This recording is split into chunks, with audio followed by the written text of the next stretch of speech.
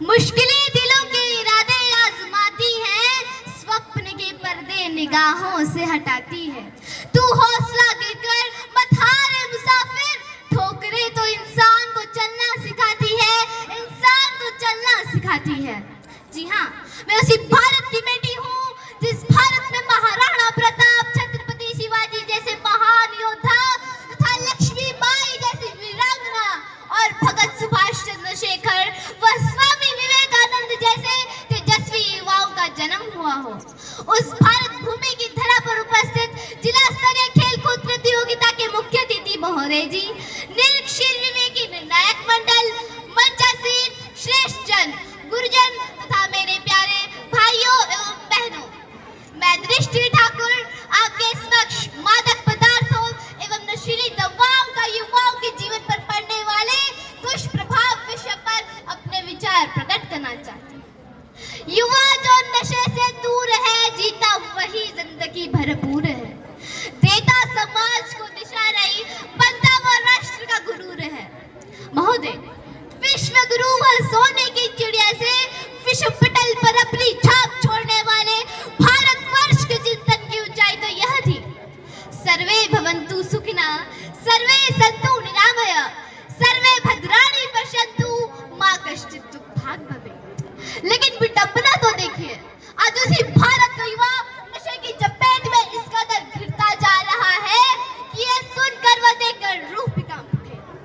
विवाह, शादियों, मेले व पार्टियों में लड़कों के साथ साथ लड़कियां भी जाम छलकाती हुई, इतराती हुई से अपने आप को अधूरे खोने का परिचय देती हुई सी नजर आती है।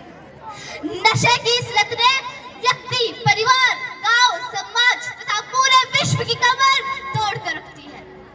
महोदय, नशे से आज केवल पंजाब का युवा ही नहीं उड़ रहा है, बल्कि हिमाचल जैसे शांत और रमणीक स्थल का युवा भी पूरी तरह से डूब चुका है।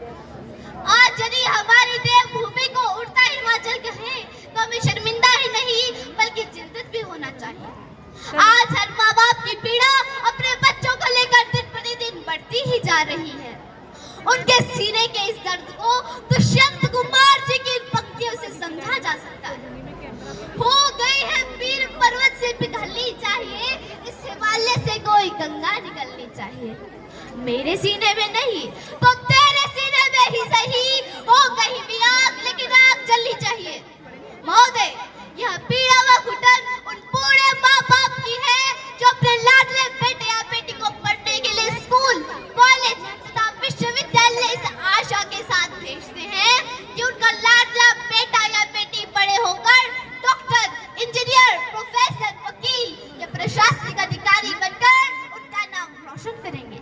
लेकिन उनके सपने तब चकनाचूर हो जाते हैं जब उन्हें अपने बच्चों की नशे की लत का पता चले। महोदय, आखिर क्या है नशा? बीड़ी, सिगरेट, गुटखा, शराब, तंबाकू, भांग, अफीम, स्मैक, कोकीन, चिट्टा आदि का सेवन नशा ही तो है। यही तो है मादक पदार्थ एवं नशीली दवाइयाँ। बीड़ी, सिगरेट, गुटखा व शराब करते फेफड़े व यकृत खराब।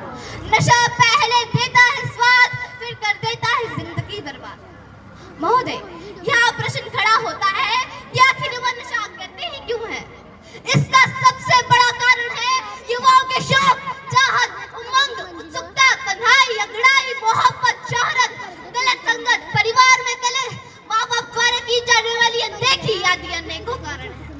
युवाओं पर पश्चिमी संस्कृति, टीवी पर आने वाले विज्ञापनों का भी असर होता है। Therefore, it has been rightly studied that smoking and drinking are injurious to health. Only prevention is better than cure. महोदय, मैं आपका ध्यान WHO की एक रिपोर्ट की ओर आकर्षित करना चाहूंगी, जिसके अनुसार दुनिया में लगभग 30 करोड़ लोग नशा करते हैं। पूरे विश्व में प्रतिवर्ष 30 लाख करोड़ रुपए मादक पदार्थों का अवैध धंधा होता है, जिसका सबसे बड़ा खरीदार भारत है। एम्स की एक रिपोर्ट के अनुसार भारत में लगभग 16 से 20 करोड़ लोग शराब का सेवन करते हैं, जिसमें महिलाओं की संख्या भी अधिक है। Narcotics control bureau of India के अनुसार भारत में 35 से 40% मादक पदार्थों एवं नशीली दवाओं का सेवन युवाओं के भविष्य को अंधकार में बना रहा है। इनके सेवन से शरीर पर बुरा प्रभाव पड़ता है, हृदय, फेफड़े व लीवर कमजोर हो जाते हैं, भूख न लगना, नींद न आना, प्रतिरोधात्मक क्षमता का नाश, दुर्घटनाएं आदि होने के साथ साथ चिड़चिड़ापन, अवसाद, चिंता, याददाश्त कमजोर होना, आत्महत्या की प्रवृत्ति भी इसी कारण बढ़ती है। इसके अतिरिक्त लड़ाई झगड़ा, चोरी, अपराध, हिंसा में बढ़ावा, पढ़ाई में बाधा, करियर बर्बाद होना भी इन्हीं मादक पदार्थों एवं नशीली दवाइयों की देन है। महोदय, युवाओं को इन मादक पदार्थों के दुष्प्रभाव बताने तथा अवगत कराने के उद्देश्य से ही 31 मई को विश्व तंबाकू दिवस तथा 26 जून को अंतर्राष्ट्रीय नशा निषेध दिवस मनाया जाता है। जरा मेरी बात पर गौर कीजिएगा, क्या ये दिवस मनाने ही पर्याप्त है?